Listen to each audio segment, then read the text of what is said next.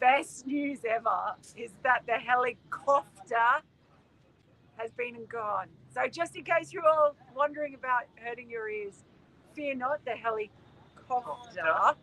has... Well, it was a day of reverse swing, so the helicopter came, but it went the other way. It didn't hang around like it has been every day we've been in front of the camera. It's a good thing. It is a good thing. I think we should get on with the show. Now you'll have to bear with us. So. Yeah. Roll the bumper, all that.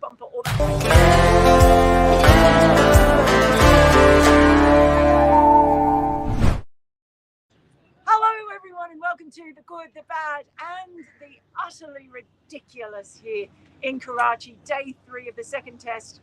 Yeah, only day 3. Funny that. Only day 3. That might be significant when it comes to some of our nominations perhaps or discussions about today. It's after the slow burn. We've finally had the match flare into life on a pretty exciting day. Lots of wickets, lots happening. Yeah, look, I thought it was a day that summed up Karachi in a nutshell. Things start very slowly here. People wake up very, very late, and they, only start getting on with their daily duties by around noon. Generally around at 1 p.m. that Karachi comes to life, and that's around the time that this test match and this series came to life. And you knew once I arrived here, Mel, that things were going to change. Right, the first 2 days it was almost like a preview or a review of what the boring cricket that you guys had seen. And this wasn't boring. This was actually much better than what happened in Rawalpindi. But you knew that the twist was going to come. Now that I've arrived, and it took me to wear this shirt for Mitchell Starc to find his reverse swing again. He's probably distracted. I think you and Karachi have something in common. It takes you don't do anything too early. Sure. Wait until late. As you know, considering you waited for me quite a while. Yeah. All right. Let's get on with our nominations, shall we? Let's do it, and we start with our wonderful friend Sarah at SarahShah_85, who says, "Good, Starc swinging the ball. Chef's kiss." It was, wasn't it? I mean, look, we know he can do it, but I was just trying. I mean, he reckons he might have got it to reverse quite a bit in Australia during the India series, but I mean that. I was trying to think back of when I saw him do it that well and that early in a test match. And as we were saying, well, we haven't seen them being able to do it here or overseas because they haven't been anywhere where it does that. But the arc of some of those balls was absolutely, oh, there he is, hypnotic to watch, right? It was incredible. And it didn't matter what pitch it was on. That ball, I think there's another nomination that's related to this as well, but which we might bring up as well. It's Zahur Raza with at XAHur Raza. It says, "Good Starc's ball to Fawad Alam." Yeah, so that one, I mean, which pitch in the world is that not going to take a wicket on? Anywhere. It just didn't matter. And that was just what was brilliant about what they did. Not just Starc too, but he's swinging at one end, and then Pat Cummins is getting it, battling beautifully, bowling beautifully off the seam at the other end. They did everything. Cameron Green's got it going both ways. It was all happening. It was all happening, but I was told off today by the great Waqar Yunus when I said that Pat Cummins was seaming it around. Apparently he wasn't. He was like, no, that's not seam. Like, oh, sorry, Waqar, why? He said, no, that's still swing, but it's just swinging so much that it just goes with the swing. So it looks like it's seaming. It's not doing anything on the pitch. There you go. You always learn something. Wow, that's really interesting. Interesting indeed. That makes me want to watch replays again of all the Pat Cummins balls. Well, I'm not that interested. I think I don't have better things to do in life, which is basically right about what I saw. But the thing also is that the two pictures that they showed of Mitchell Starc, I'm pretty sure, are from that Sri Lanka tour in 2016, where he took 24 wickets. Maybe the last time he did get that kind of prodigious reverse swing early in the day. I know that famous spell in Durban before Sandpaper Gate is one that everybody talks about. But we saw Mel even in the first innings, in Australia's innings, both with the new ball and the second new ball. Pakistan were getting into reverse as early as the 22nd or the 23rd over, and that was a dangerous period, 23rd over number 23 to say around 39, which is what Khwaja batted really well to see off, and which is exactly where Pakistan floundered. But having said that, when someone like starts bowling at that speed, and like you said, Cummins just bowling magical deliveries of a different length at the other end, there's not much you can do, to be honest. And that Fawad Alam ball, our good friend Shabar from the Dawn newspaper was standing next to me. As soon as he walked out to bat, because the previous wicket was Azhar Ali playing a poor shot where the ball did. Oh man, it hooped away. It hooped away, and you kind of knew what was going to happen. Fawad was going to do his Chandrapal thing and literally be in front of his stumps. And there was going to be only one outcome: either he gets stuck on the pad or it strikes his stumps. It was the pad. Funny thing, Fawad, remember I posted that video of him practicing facing Stark. It was all short ball stuff that he was practicing facing him for a lot of that. So interesting. Yeah, we never know whether he beats the bouncer from Stark. Poor bloke, he's only faced one ball and dropped a catch all series. I know Jeff Lemon had some stat about 370 overs of fielding and 280 overs of watching his teammates bat, and finally he gets that one ball. Well, we'll move on. Okay, no one likes my beat. Well, clearly we do, Yogesh. At Yogesh 11234928. I hope that's not the phone number. Says, did Australia bat little slowly, deliberately to ensure Pakistan has two results in such heat? Draw or just lose the match? They took Pakistan win out of situation. For me, a masterclass decision has not enough time. My take on that is, and there was a lot of talk here, even from the TV commentary box, that Australia should enforce the following.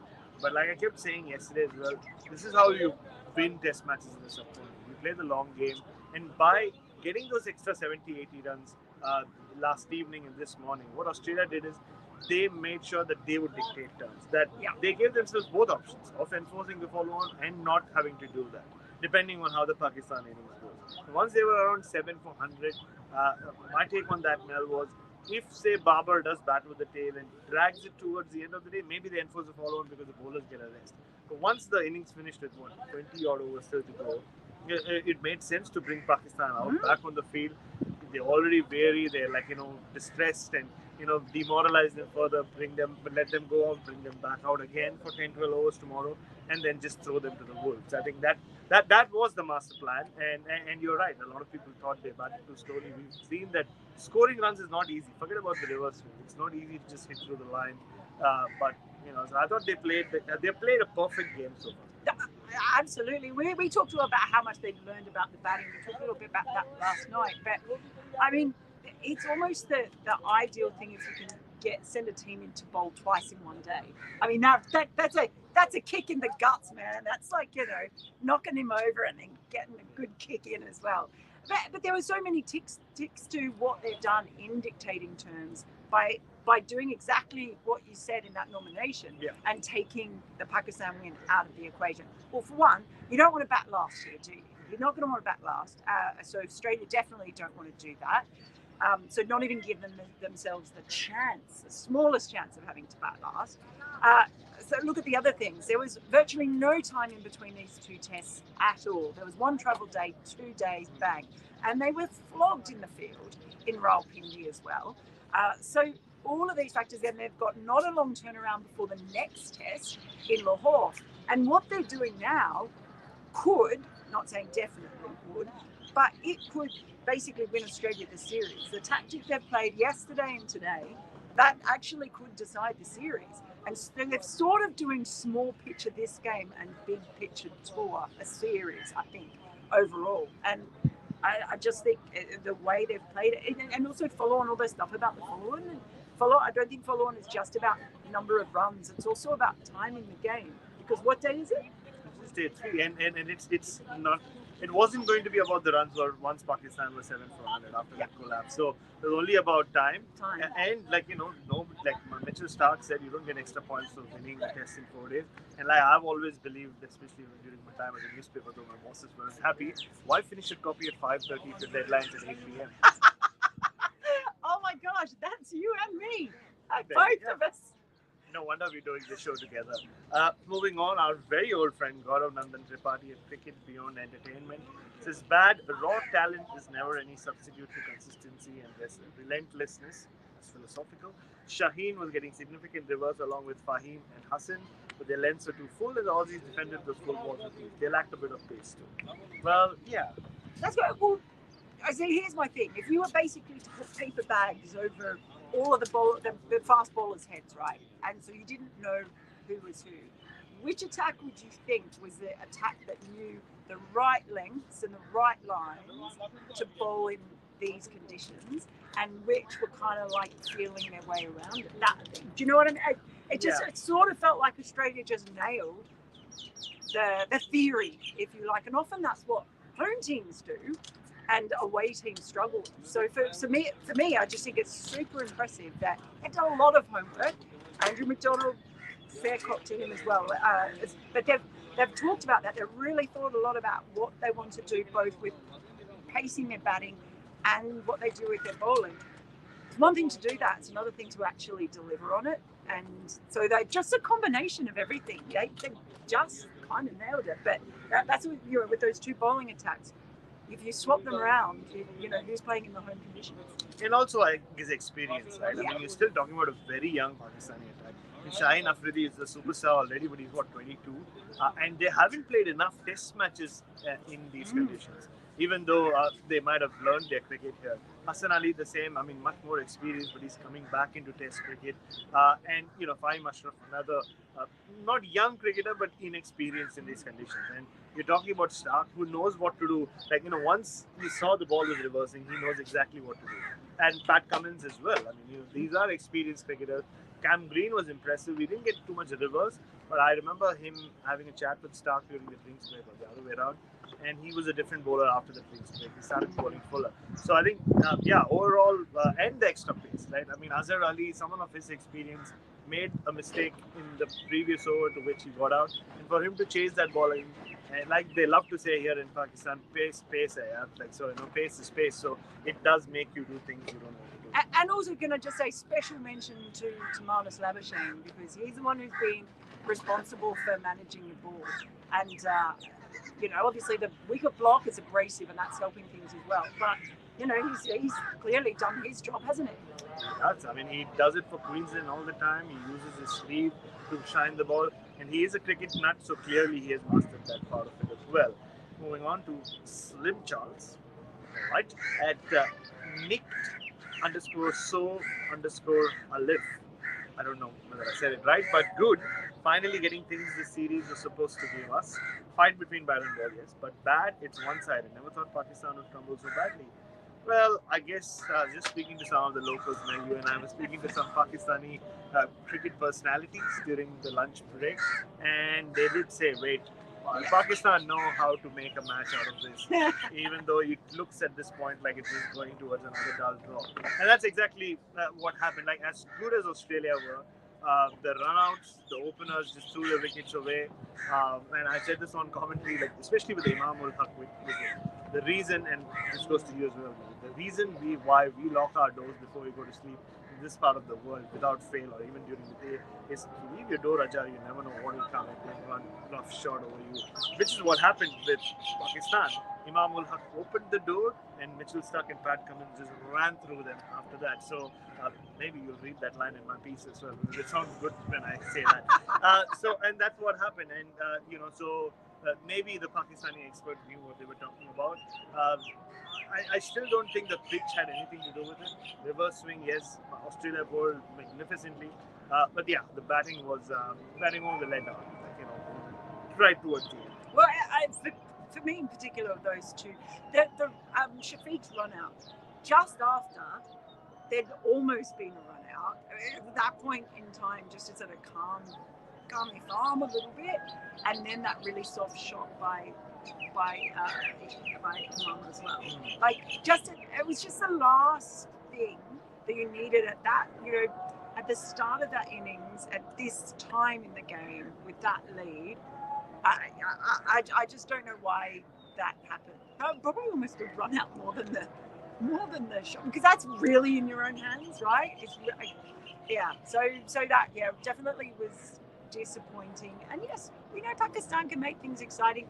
Who knows, they can turn around and make things exciting the other way, but I don't think in this test, but maybe maybe in Lahore, where the pitch is supposed to be the slowest of the lot. And that does kind of cover our last nomination for the day as well, is Malik Arsalan, who had It's M3 Malik.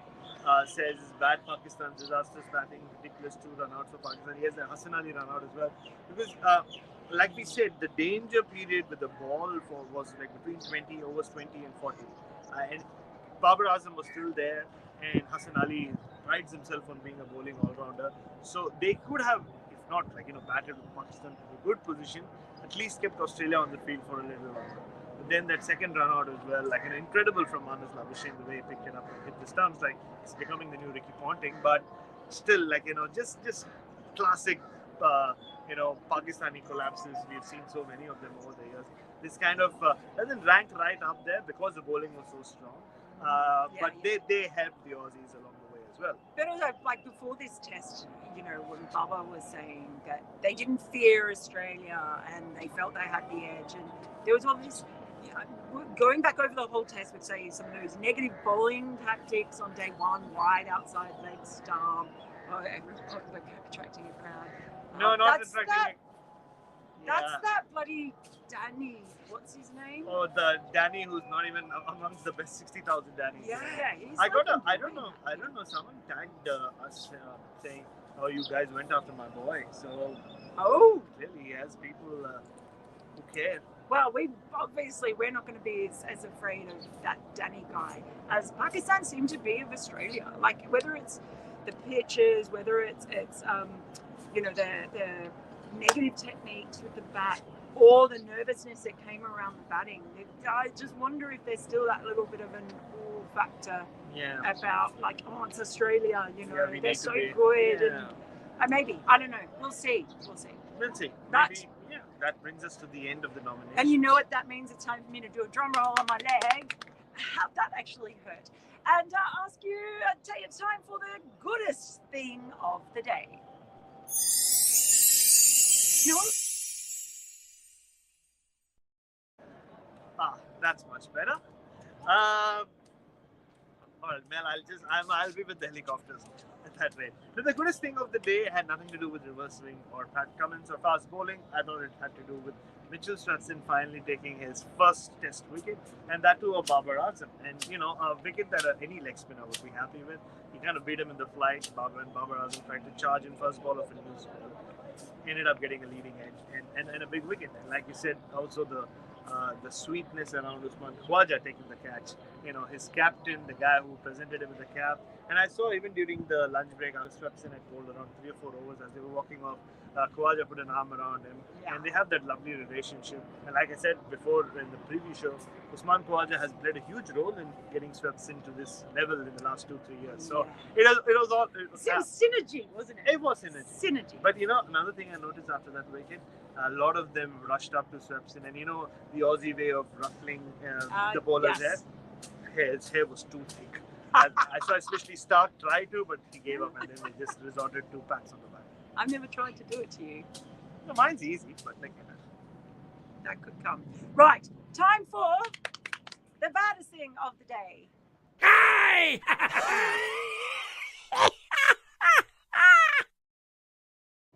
Can I do that?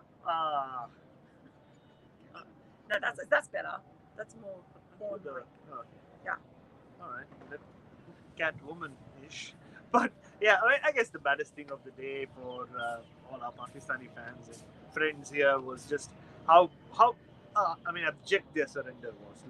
Again, we will be writing glory pieces on how great Australia and Mitchell Stark were, but like we said earlier, Pakistan didn't help their cause at all. The openers, a little callous in the way they threw their wickets away, and the run out doesn't help, and especially when Australia had shown how to bat in these conditions. The fact that just nobody could just show any resistance except Babar Azam against the reverse swing was a little disappointing. Yeah, it's almost that. It's like that. Put bags over all their heads. Yeah. Which one's a home team? Yeah, interesting. Time for the most ridiculous thing of the day.